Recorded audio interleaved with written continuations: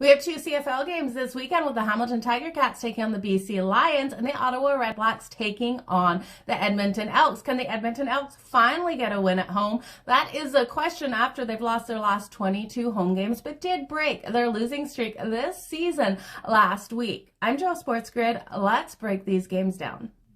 So let's first talk about the Hamilton Tiger Cats taking on the BC Lions. Now, both of these teams are coming off a loss, and we have a spread of 10.5. BC should come out and take out their frustrations off their loss in last week on the Hamilton Tiger Cats. I do think this will be a lopsided game in which BC does cover the spread of 10.5. Now, if you're looking for something to bet on the Hamilton Tiger Cats, you can count on James Butler. He's been their best weapon, the running back, to go over his rushing yards. His rushing yards coming in at 49.5 at minus 114 on FanDuel. To that over. I do like that for Hamilton, but otherwise it's BC or nothing in this game. I'd lay the 10.5. Looking at the next matchup on a Sunday between the Ottawa Redblacks and the Edmonton Elks, this line has been flipping all over the place.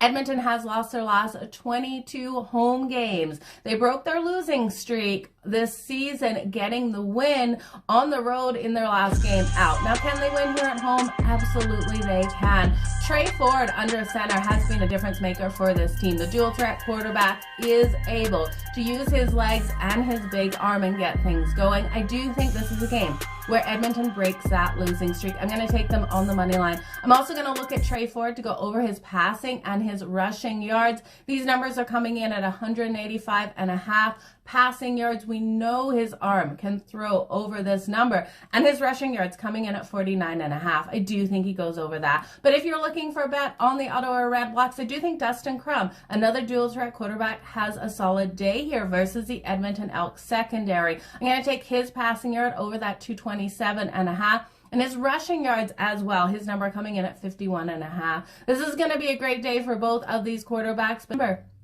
to follow me on Sportsgrid for all of my content.